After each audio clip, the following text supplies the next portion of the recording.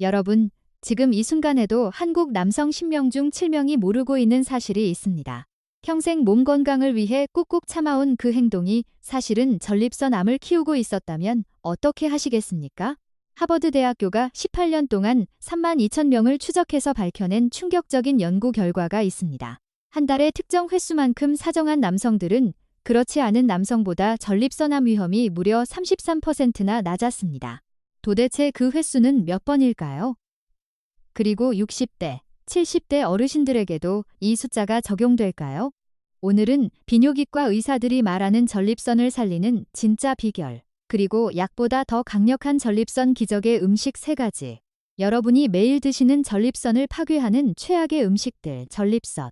그리고 지금 당장 병원을 가야 하는 위험 신호까지 모두 공개해 드리겠습니다. 안녕하세요.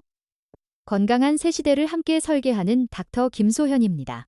오늘 영상은 50대 이상 남성분들, 특히 소변이 자주 마렵거나 밤에 깨서 화장실을 가시거나 아랫배가 묵직하게 느껴지시는 분들을 위해 준비했습니다. 끝까지 보시면 오늘 저녁부터 바로 실천할 수 있는 구체적인 방법을 얻어 가실 수 있습니다. 먼저 제가 한 가지 여쭤보겠습니다. 혹시 이런 말 들어보셨나요?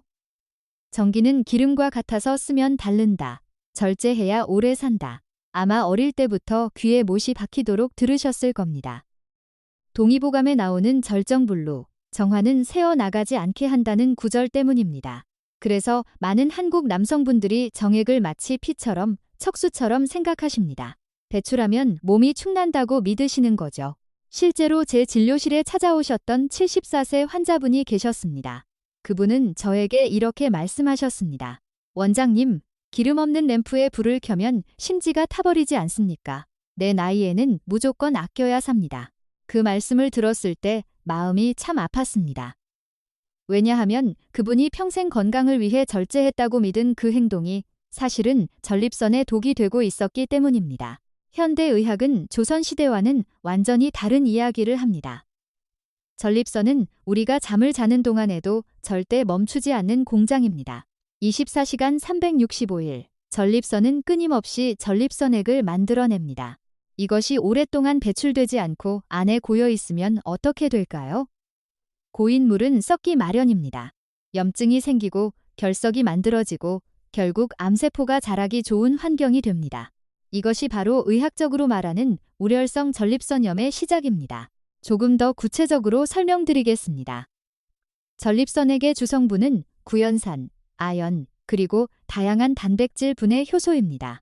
이 성분들은 정자를 보호하고 세균으로부터 요로를 지키는 역할을 합니다. 그런데 이것이 배출되지 못하고 전립선 안에 갇혀 농축되면 어떻게 될까요? 유익했던 성분들이 독으로 변합니다. 농축된 분비물은 석회화가 되어 전립선 조직을 딱딱하게 굳히고 혈류 순환을 방해하여 만성적인 골반 통증을 유발합니다. 여러분도 이런 증상 느껴보신 적 있으시죠? 회음부 쪽이 묵직하게 아프거나 소변을 봐도 시원하지 않거나 자꾸 소변이 마렵거나 많은 분들이 이것을 그냥 나이 탓으로 돌리십니다. 하지만 임상 현장에서 보면 이런 증상의 상당수가 전립선 비대증보다는 장기간 우렬, 즉 안에 꽉 막힌 상태에서 비롯된 경우가 훨씬 많습니다. 이 상태가 계속되면 어떻게 될까요? 처음에는 불편함 정도입니다. 그런데 1년, 2년, 5년이 지나면 전립선 세포의 유전자가 지속적으로 손상됩니다. 대한비뇨기과학회 발표에 따르면 한국 남성의 전립선암 발생률은 지난 20년 사이 무려 7배나 증가했습니다. 지금 이 순간에도 모르고 계신 분들이 너무 많습니다. 그렇다면 어떻게 해야 할까요? 다행히 방법이 있습니다. 그리고 그 방법은 돈이 전혀 들지 않습니다. 하버드 대학교 보건대학원 연구팀이 18년 동안 32,000명을 추적 관찰하여 밝혀낸 과학적 데이터가 있습니다. 이 연구는 단순한 설문조사가 아닙니다. 대상자들의 식습관, 생활 패턴, 경력, 그리고 사정 빈도를 18년간 꼼꼼하게 기록하고 실제로 전립선암이 발생했는지 통계로 분석한 비뇨기과 역사상 가장 중요한 연구 중 하나입니다. 결과는 의학계를 뒤흔들었습니다. 한 달에 21회 이상 사정한 남성들은 사회에서 7회 정도 사정한 남성들에 비해 전립선암 발병 위험이 최대 33%까지 낮았습니다. 나이, 비만도, 흡연 여부, 음주 여부 등 모든 변수를 보정하고도 같은 결과가 나왔습니다. 즉, 사정 그 자체가 전립선을 암으로부터 보호하는 독립적인 요인이었던 것입니다. 왜 이런 결과가 나왔을까요? 과학자들은 이것을 전립선 정화 가설로 설명합니다. 우리가 무심코 섭취한 음식 속 화학물질, 미세 플라스틱, 흡연으로 인한 타르 성분들이 혈액을 타고 돌다가 전립선이라는 필터에 걸려 농축됩니다. 만약 규칙적인 배출을 통해 이 액체를 밖으로 내보내지 않는다면 농축된 독성 물질들이 전립선 세포의 유전자를 지속적으로 공격합니다. 마치 뜨거운 석탄을 손에 쥐고 있는 것과 같습니다. 빨리 던져버리지 않으면 화상을 입듯이 독성 물질을 배출하지 않으면 세포 변이가 일어나고 수십 년간 축적되어 암의 씨앗이 됩니다. 여기서 한숨 소리가 들리는 듯합니다. 닥터 김, 나는 이제 70대인데 한 달에 21번이라니 말도 안 됩니다. 맞습니다. 저도 잘 알고 있습니다. 하버드 연구의 대상자들은 연구 시작 당시 주로 40대에서 50대 중년이었습니다. 60대, 70대, 어르신들에게 21회라는 숫자를 기계적으로 적용하는 것은 의학적으로도 무리이고 현실적으로도 불가능에 가깝습니다. 오히려 무리하게 횟수를 채우려다가는 전립선에 과도한 압력이 가해져 오히려 역효과가 날 수 있습니다. 제가 진료실에서 60대 이상 남성분들에게 권장하는 골든룰은 일주일에 1회에서 2회입니다. 이 정도면 신체에 무리를 주지 않으면서도 전립선 내에 고인 오래된 액체를 교환해주는 효과를 충분히 거둘 수 있습니다. 호주에서 진행된 별도 연구에서도 이 빈도를 유지한 노년 남성 그룹에서 전립선암 위험이 유의미하게 감소했다는 결과가 나왔습니다. 파트너가 없어서 불가능하다고 말씀하시는 분들도 계십니다. 하지만 의학적 관점에서 배출의 방식은 중요하지 않습니다. 전립선의 입장에서 보면 근육이 수축하여 내부의 액체를 밖으로 밀어내는 물리적 현상은 동일합니다. 중요한 것은 이것을 죄악이나 기력 소모로 보는 낡은 관념을 버리시는 것입니다.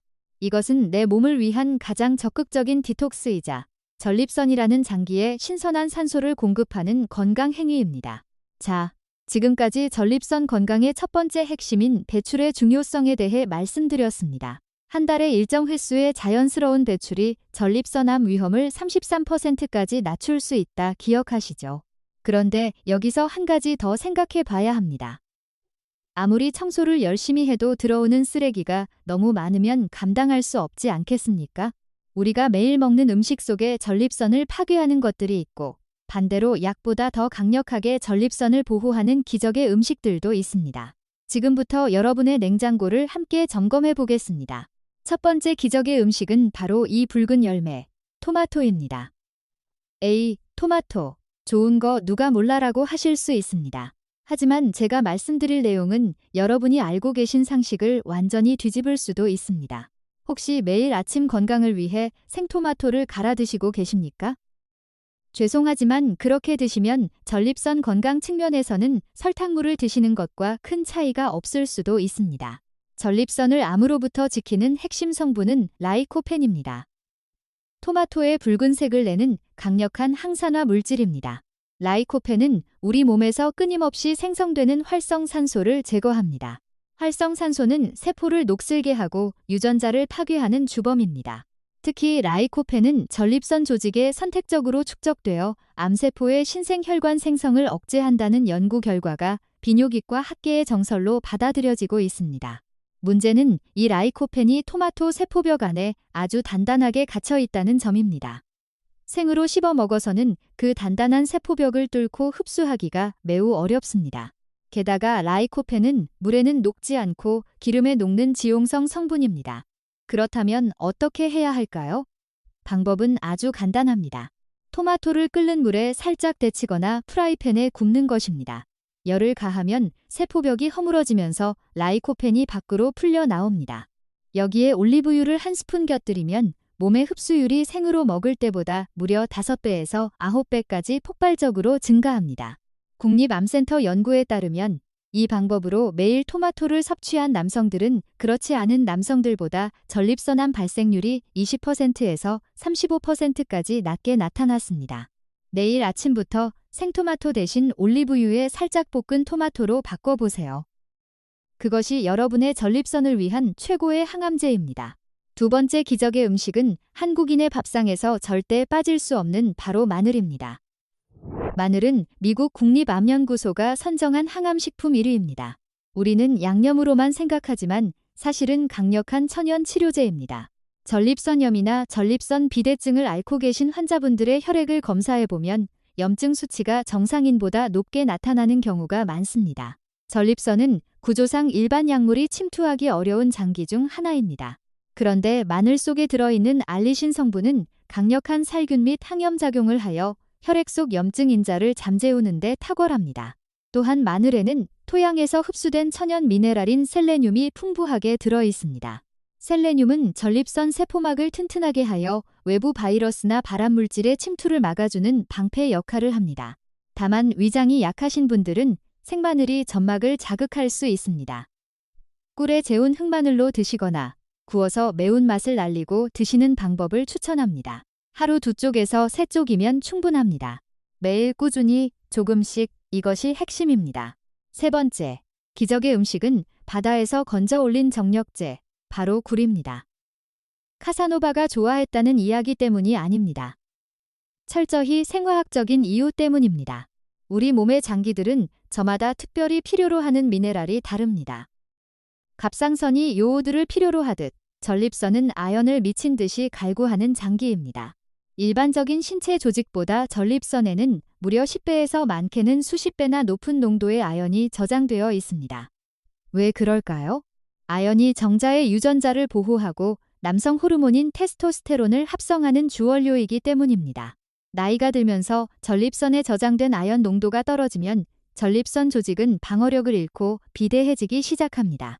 대한비뇨기과학회 자료에 따르면 전립선암 환자들의 전립선 조직 내 아연 농도는 정상인에 비해 현저히 낮게 나타납니다. 굴은 지구상에 존재하는 식품 중 단위 무게당 아연 함량이 가장 높습니다.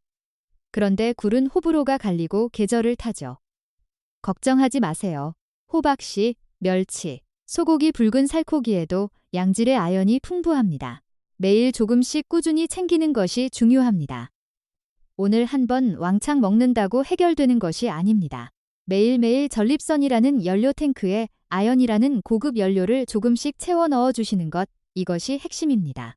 자, 기적의 음식 3가지를 알아봤습니다. 이번에는 반대로 여러분이 건강에 좋다고 알고 계신 음식들 중에 사실은 전립선을 조용히 망가뜨리고 있는 것들을 알려드리겠습니다. 이 부분이 오늘 영상에서 가장 충격적인 내용일 수 있습니다. 마음의 준비를 하시고 들어주세요. 혹시 매일 아침 두유나 콩물을 드시고 계신 분 있으신가요? 건강에 좋다고 알고 챙겨 드시는 분들이 많으실 겁니다. 그런데 놀랍게도 서울대병원 비뇨기과 연구팀이 50대 이상 남성 2,000명을 대상으로 연구한 결과 콩식품을 하루 2잔 이상 과도하게 섭취한 그룹에서 전립선 비대증 진행 속도가 그렇지 않은 그룹보다 1.4배 빠르게 나타났습니다. 왜 그럴까요? 콩에는 이소플라본이라는 성분이 들어있습니다. 이것은 여성 호르몬인 에스트로겐과 구조가 매우 비슷합니다. 우리 몸이 이소플라본을 여성 호르몬으로 착각하는 경우가 생깁니다.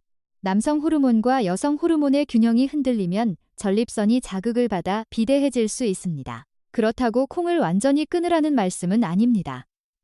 된장찌개 한 그릇, 두부 한 모 정도는 오히려 좋습니다. 문제는 과도한 양입니다. 하루에 두유 2잔 이상 두부를 몇 끼 드시거나 콩 단백질 보충제까지 더하신다면 그것이 전립선에는 부담이 될 수 있습니다. 적당히 균형 있게가 답입니다. 두 번째로 많은 분들이 전혀 의심하지 않는 음식이 있습니다. 바로 치즈와 버터입니다. 우리 세대에는 낯설었지만 요즘은 피자, 빵, 파스타를 통해 하루에도 꽤 많은 양을 드시게 됩니다. 유제품에 들어있는 포화지방은 전립선에 특히 치명적입니다. 미국 하버드 의대 연구에 따르면 포화지방 섭취량이 많은 남성 그룹은 적은 그룹보다 전립선암 진행성이 높은 형태로 발전할 위험이 2.2배 높았습니다. 포화지방이 왜 위험할까요? 포화지방은 몸 안에서 염증을 촉진하는 물질을 만들어냅니다. 전립선은 이미 염증에 취약한 장기인데 여기에 포화지방까지 더해지면 불에 기름을 붓는 격입니다. 또한 포화지방은 남성 호르몬 대사에 영향을 미쳐 전립선 세포 성장을 촉진하는 환경을 만들기도 합니다. 치즈와 버터를 완전히 끊기 어려우시다면 하루 섭취량을 반으로 줄이는 것부터 시작해 보세요. 세 번째는 많은 분들이 건강 음료라고 생각하시는 가공 과일 주스입니다. 오렌지 주스, 사과 주스, 포도 주스, 마트에서 파는 음료 말씀드리는 겁니다. 이 주스들에는 과당이 엄청나게 농축되어 있습니다. 생과일을 통째로 드실 때는 섬유질이 당의 흡수를 늦춰주지만 주스로 만들면 섬유질이 없어지고 당만 남습니다. 이 순수한 과당이 혈당을 빠르게 올리고 인슐린 저항성을 만들어냅니다. 인슐린 저항성과 전립선이 무슨 관계냐고 하실 수 있습니다. 질병관리청 연구에 따르면 인슐린 저항성이 높은 남성은 전립선 비대증 발생 위험이 정상인보다 68%나 높습니다. 인슐린이 많이 분비되면 성장인자라는 물질도 함께 증가하는데 이것이 전립선 세포의 과도한 증식을 자극하기 때문입니다. 주스 대신 물을 드시거나 생과일을 통째로 드시는 것으로 바꿔보세요. 작은 변화지만 전립선에는 큰 차이가 납니다. 그리고 마지막으로 많은 분들이 너무나 좋아하시는 음식이 하나 있습니다. 바로 소주와 맥주입니다. 모임에서 저녁 식사에서 스트레스 풀 때 한 잔씩 하시는 분들이 많으시죠. 술이 전립선에 나쁜 것은 알고 계시지만 어느 정도인지는 모르시는 분들이 많습니다. 대한비뇨기과학회 조사에 따르면 매일 소주 반병 이상을 마시는 남성은 거의 마시지 않는 남성보다 전립선 비대증 위험이 2.4배 높고 전립선염 재발 위험은 3.1배 높았습니다. 알코올은 전립선에 두 가지 방식으로 해를 끼칩니다. 첫째, 알코올이 분해되면서 생기는 아세트알데히드가 전립선 세포를 직접 손상시킵니다. 둘째, 술을 마시면 이뇨작용 때문에 소변량이 늘어나고 방광이 과활성화되어 전립선에 지속적인 압박이 가해집니다. 완전히 끊기 어려우시다면 일주일에 한 번 소주 반병 이하로 제한하는 것을 목표로 삼아보세요. 자, 지금까지 전립선을 망가뜨리는 4가지 음식도 알아봤습니다. 콩, 식품과다, 섭취, 포화지방이 많은 유제품, 가공, 과일 주스, 그리고 과도한 음주입니다. 아는 것이 힘입니다. 아셨으면 줄일 수 있습니다. 이제 전립선 건강에 꼭 필요한 생활습관 이야기를 드리겠습니다. 코. 혹시 여러분 하루에 몇 걸음이나 걸으시나요? 어떤 운동을 하시나요? 이것이 전립선과 무슨 상관이 있냐고 하실 수 있습니다. 아주 깊은 상관이 있습니다. 들어보시면 깜짝 놀라실 겁니다. 미국 하버드대학교 보건대학원이 발표한 두 번째 연구 결과가 있습니다. 18년 추적 연구에서 일주일에 빠른 걷기를 3시간 이상 한 남성들은 거의 걷지 않은 남성들보다 전립선암 진행 위험이 무려 61%나 낮았습니다. 마라톤이나 헬스장이 아닙니다. 그냥 빠르게 걷기만 해도 61%입니다. 왜 걷기가 전립선에 이렇게 좋을까요? 3가지 이유가 있습니다. 첫째, 걷기는 골반 주변 혈액순환을 촉진합니다. 전립선은 혈류가 잘 공급될수록 염증이 줄어들고 건강해집니다. 둘째, 걷기는 인슐린 감수성을 높여줍니다. 아까 말씀드린 인슐린 저항성을 낮춰서 전립선 세포의 과도한 증식을 억제합니다. 셋째, 걷기는 스트레스 호르몬인 코르티솔 수치를 낮춥니다. 코르티솔이 높으면 전립선 조직에 만성 염증이 생기기 쉽습니다. 그렇다면 어떻게 걸어야 할까요? 3가지만 기억해 주세요. 첫째, 속도는 다소 빠르게입니다. 옆 사람과 말은 할 수 있지만 노래는 부르기 어려운 정도의 속도가 좋습니다. 둘째, 한 번에 30분입니다. 10분씩 3번으로 나눠도 효과가 같다는 연구 결과가 있습니다. 텔레비전 보시다. 광고 나올 때 잠깐 집안을 빠르게 걸으시는 것도 방법입니다. 셋째, 일주일에 최소 사흘 이상입니다. 매일 하시면 가장 좋지만 사흘만 해도 충분한 효과가 있습니다. 그런데 걷기보다 더 전립선에 좋은 운동이 하나 있습니다. 수영입니다. 수영은 관절에 전혀 부담을 주지 않으면서 전신의 혈액순환을 극대화합니다. 특히 수중에서 움직이면 수압이 골반 부위를 균일하게 압박해 전립선 주변 혈액순환을 도와줍니다. 무릎이나 허리가 안 좋으셔서 걷기가 힘드신 분들에게 특히 추천합니다. 일주일에 2번 30분씩만 수영을 하셔도 전립선 건강에 눈에 띄는 효과가 나타납니다. 반대로 전립선에 좋지 않은 활동도 있습니다. 오래 앉아 계시는 것입니다. 우리 세대분들 중에는 하루 종일 텔레비전 앞에 앉아서 시간을 보내시는 분들이 계십니다. 이해합니다. 무릎이 아프고 허리가 아프고 나가기 귀찮은 날도 있죠. 하지만 1시간 이상 연속으로 앉아 있으면 골반 부위의 혈액순환이 크게 저하됩니다. 30분에 한 번씩만 일어나서 가볍게 제자리를 걸어보세요. 이것만 해도 전립선으로 가는 혈류가 회복됩니다. 주방에 물 한 잔 가지러 가는 것도, 화장실에 다녀오는 것도 모두 소중한 움직임입니다. 스트레스 관리도 절대 빼놓을 수 없습니다. 많은 분들이 전립선과 스트레스가 무슨 관계냐고 하십니다. 세브란스 병원 비뇨기과 연구에 따르면 만성 스트레스를 받는 남성은 전립선염 재발 위험이 정상인보다 2.8배 높았습니다. 스트레스 호르몬이 전립선의 자율신경을 자극하여 요도를 조이는 근육을 긴장시키고 이것이 소변 흐름을 방해하여 전립선에 만성 압박을 가하기 때문입니다. 스트레스를 해소하는 가장 간단한 방법 하나를 알려드리겠습니다. 바로 하루 10분 복식 호흡입니다. 배꼽 아래 단전 부위에 손을 얹고 코로 천천히 4초간 숨을 들이쉬면서 배를 부풀립니다. 4초 멈춥니다. 입으로 6초간 천천히 내쉬면서 배를 집어넣습니다. 이것을 10번 반복합니다. 이 단순한 동작이 자율신경계를 진정시키고 전립선 주변 근육의 긴장을 완화합니다. 주무시기 전, 식사 후, 기분이 답답할 때 언제든지 할 수 있습니다. 자, 지금까지 걷기와 수영, 앉아있는 시간 줄이기, 복식 호흡까지 생활 습관에 대해 말씀드렸습니다. 이것들도 돈이 한 푼도 들지 않습니다. 의지만 있으면 오늘 당장 시작할 수 있습니다. 그런데 생활 습관 이야기를 하면서 절대 빠뜨리면 안 되는 것이 하나 더 있습니다. 바로 수면입니다. 전립선과 수면이 무슨 관계냐고 하실 수 있습니다. 아주 밀접한 관계가 있습니다. 사실 많은 분들이 야간 빈뇨 때문에 수면의 질이 낮아지는 악순환을 겪고 계십니다. 밤에 화장실을 가면 수면이 깨지고 수면이 부족하면 전립선이 더 나빠지고 전립선이 나빠지면 또 밤에 화장실을 가게 됩니다. 이 악순환의 고리를 끊지 않으면 아무리 좋은 음식을 먹고 운동을 해도 한계가 있습니다. 수면이 전립선에 영향을 미치는 핵심 이유는 멜라토닌이라는 호르몬 때문입니다. 멜라토닌은 밤에 깊이 잠들 때 분비되는 호르몬입니다. 그런데 멜라토닌이 단순히 잠을 잘 자게 해주는 것만이 아닙니다. 국립암센터 연구에 따르면 멜라토닌은 전립선 세포의 과도한 증식을 억제하고 암세포의 성장을 늦추는 역할을 합니다. 쉽게 말하면 깊이 잘 잘수록 전립선이 스스로를 치유하는 시간을 갖게 되는 것입니다. 반대로 수면이 부족하면 어떻게 될까요? 멜라토닌 분비가 줄어들고 스트레스 호르몬인 코르티솔이 밤새 높은 상태를 유지합니다. 코르티솔은 전립선 주변의 자율신경을 자극하여 요도 괄약근을 긴장시킵니다. 이렇게 되면 소변 흐름이 더 나빠지고 전립선에 가해지는 압박이 커집니다. 그래서 잠을 못 잔 다음 날 아침에 소변이 더 불편하게 느껴지시는 겁니다. 우연이 아닙니다. 세브란스 병원 수면 연구팀 발표에 따르면 하루 6시간 미만으로 자는 남성은 7시간에서 8시간을 자는 남성보다 전립선 비대증 진행 속도가 1.9배 빠르게 나타났습니다. 10명 중 거의 2명 차이입니다.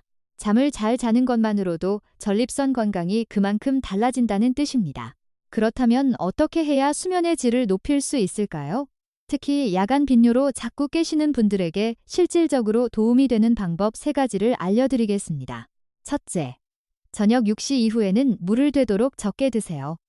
낮 동안 충분히 수분을 보충하고 저녁 6시 이후에는 물 한 모금 정도로 줄이는 것이 좋습니다.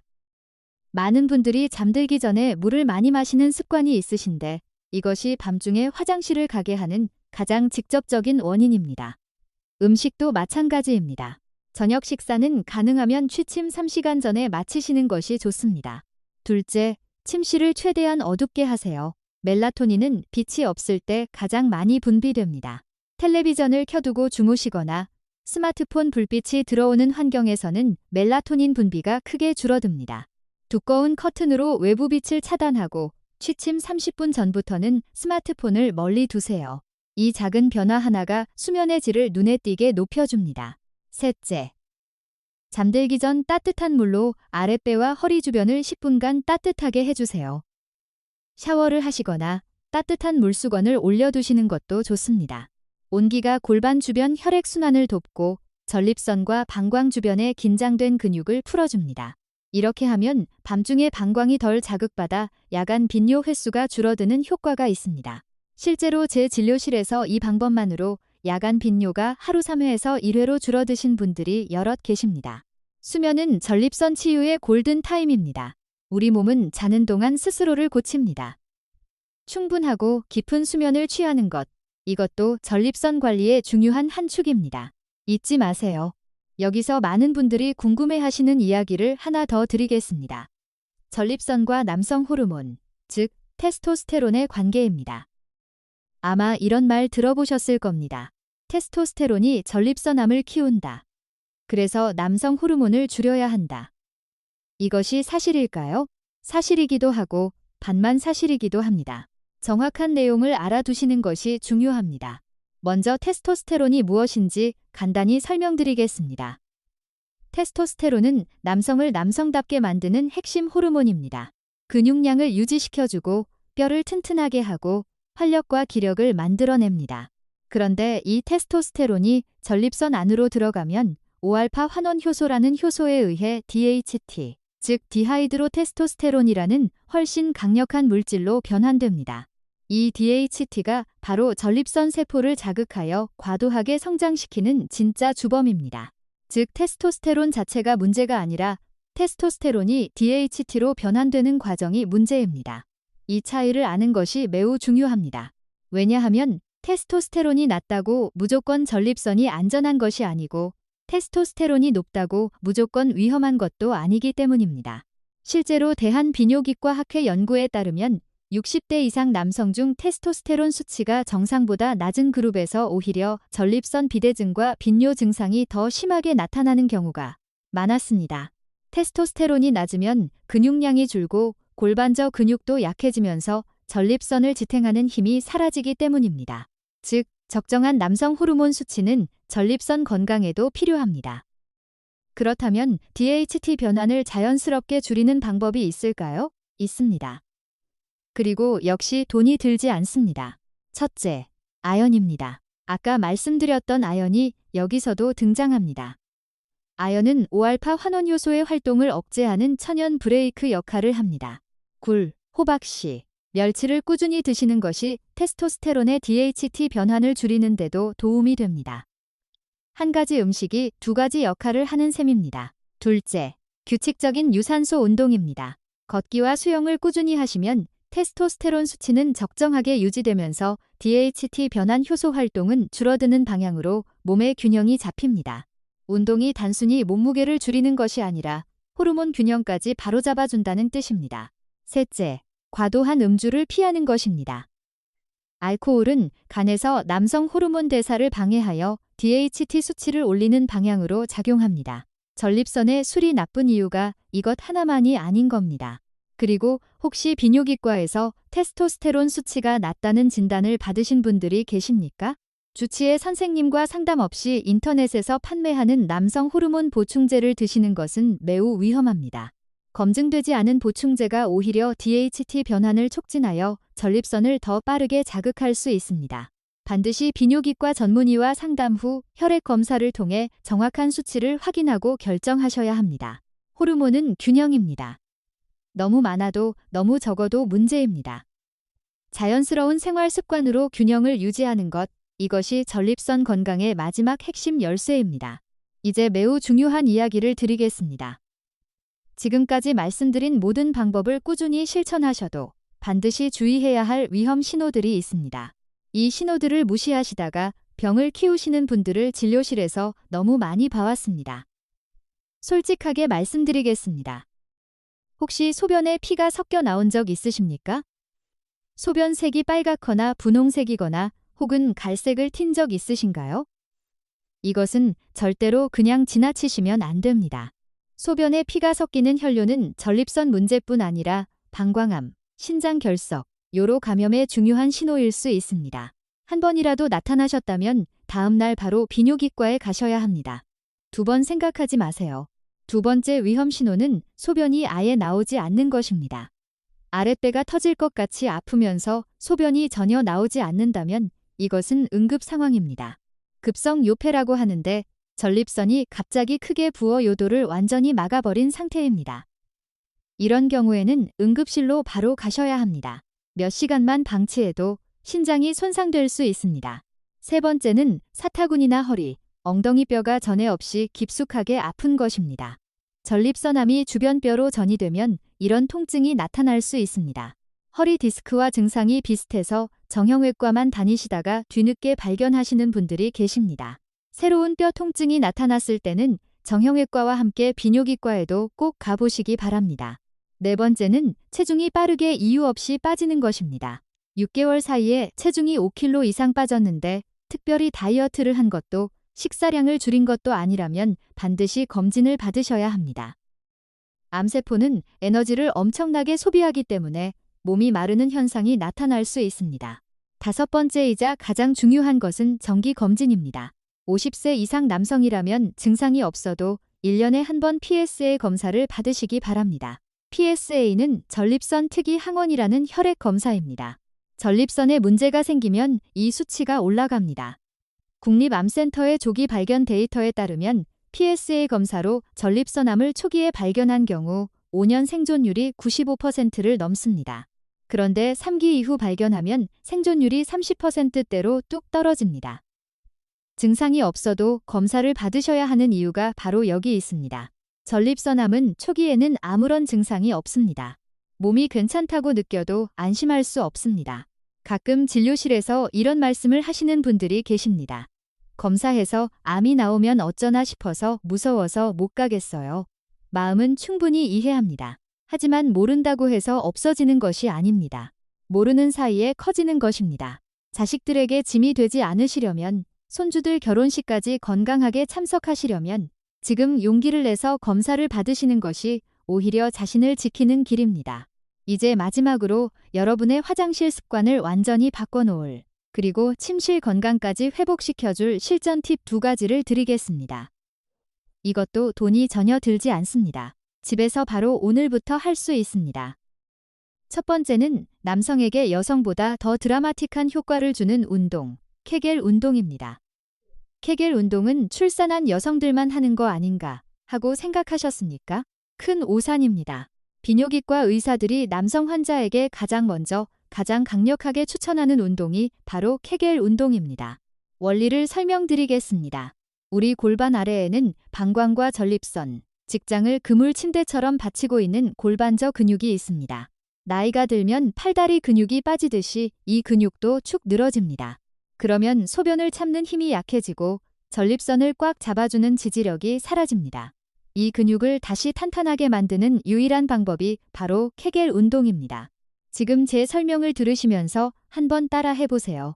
소변을 보다가 중간에 딱 멈춘다고 상상해보세요. 항문과 그 안쪽 깊숙한 곳을 배꼽 방향으로 당겨 올리는 느낌입니다. 바로 그 느낌이 맞습니다. 이 힘을 5초간 꽉 쥐었다가 5초간 천천히 풀어줍니다. 이것을 하루에 틈날 때마다 10번씩 3세트만 해보세요. 텔레비전 보시면서도 식사 기다리면서도 할 수 있습니다. 한 달 뒤면 소변 줄기가 확실히 강해지는 것을 직접 느끼시게 될 겁니다. 실제로 발기부전 환자들에게 약물 치료와 병행했을 때 가장 효과가 좋은 물리치료법이기도 합니다. 세브란스 병원 비뇨기과 연구에 따르면 케겔 운동을 3개월 꾸준히 한 남성 그룹은 발기력 개선 효과가 약물 단독 치료보다 1.7배 높게 나타났습니다.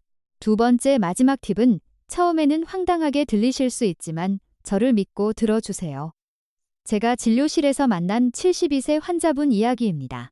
그분은 밤마다 서너 번씩 화장실을 가느라 잠을 제대로 못 주무셨습니다. 약을 먹어도 그때뿐이었습니다. 수면이 부족하니 낮에도 피곤하고 아내분께 민폐가 된다며 많이 속상해 하셨습니다. 제가 그분에게 처방해드린 것은 비싼 약도 특별한 보조식품도 아니었습니다. 딱 한마디였습니다. 오늘부터 앉아서 소변 보세요. 남자가 무슨 앉아서 소변을 봐 라고 생각하실 수 있습니다.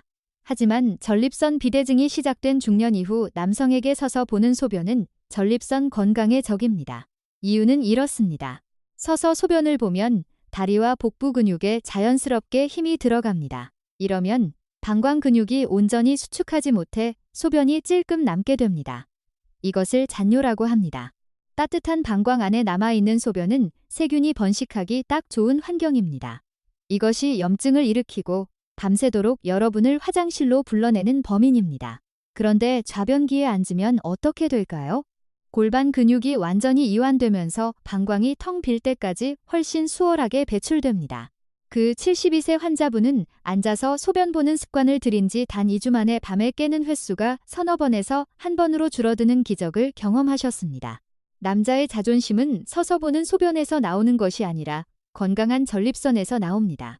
오늘 영상의 핵심을 정리해 드리겠습니다. 첫째, 전립선은 멈추지 않는 공장입니다. 규칙적인 배출이 전립선 암 위험을 33%까지 낮춥니다. 60대 이상이라면 일주일에 1회에서 2회가 골든 룰입니다. 둘째, 올리브유에 볶은 토마토로 라이코펜 흡수율을 극대화하세요. 마늘 하루, 두 쪽에서 세 쪽으로 알리신과 셀레늄을 채우세요. 굴과 호박씨로 아연을 매일 조금씩 보충하세요. 셋째, 콩 식품 과다 섭취, 포화지방이 많은 유제품, 가공, 과일 주스, 과도한 음주는 줄이세요. 전립선을 조용히 망가뜨리는 주범들입니다. 넷째, 하루 30분, 빠르게 걷기를 일주일에 사흘 이상 하세요. 앉아있는 시간이 길면 30분마다 한 번씩 일어나세요. 자기 전 복식 호흡 10번으로 스트레스를 해소하세요.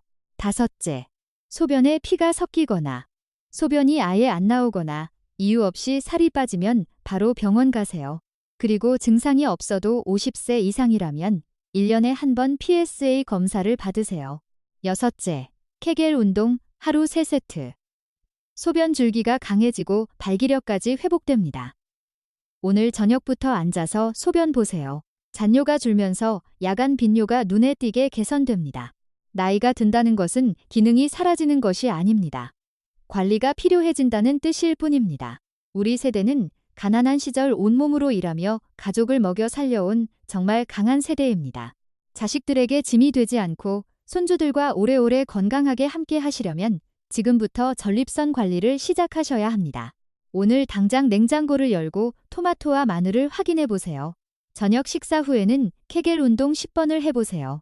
그리고 오늘 밤 화장실 가실 때는 앉아서 소변을 보는 새로운 도전을 해보세요. 작은 변화 하나가 여러분의 나머지 인생을 완전히 바꿔드릴 수 있습니다. 댓글로 여러분의 오늘 식단을 솔직하게 남겨주세요. 서로의 경험을 나누는 것이 큰 공부가 됩니다. 이 영상이 여러분과 가족들의 건강에 조금이나마 도움이 되셨다면 좋아요와 구독으로 응원해주세요. 더 많은 분들에게 이 중요한 정보를 전달하는 데 큰 힘이 됩니다. 다음 시간에는 많은 남성분들이 모르고 매일 드시는 남성 호르몬을 갉아먹는 의외의 음식 3가지를 들고 찾아오겠습니다. 건강한 하루 되시길 진심으로 바랍니다. 지금까지 닥터 김소현이었습니다.